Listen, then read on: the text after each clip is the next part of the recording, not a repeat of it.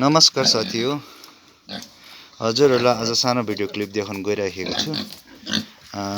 यो मेरो 3 महिना पुगेको पाठीहरु यो मैले आफै माउ बनाउन लागि पालेको र दुईटा छ यहाँ हेर।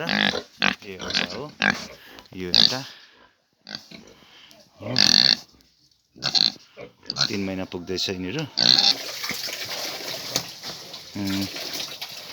यहाँ 6 वटा छ, सबै फिमेल राखेको छु। यसमा सबै नै माउको लागि राखेको।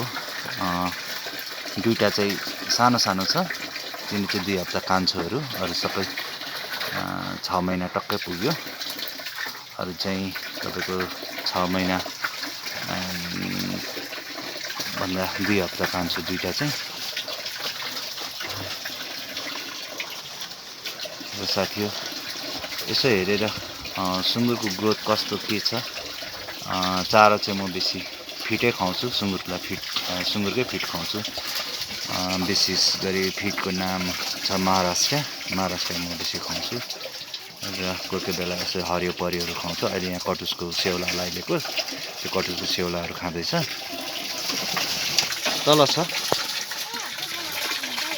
तल राखेको ठुल्ठुलो सुँगुरहरू, यो मसिनो पाठाहरू मात्रै हो नानी। र तपाईले हेर्नुहोस् अनि कस्तो लाग्यो यो भिडियोलाई कमेन्ट पनि गर्नुहोस्, शेयर पनि गरिदिनुहोस्, लाइक पनि गरिदिनुहोस्। धन्यवाद र तपाईहरुसँग फेरि अर्को भिडियोमा भेटौँ।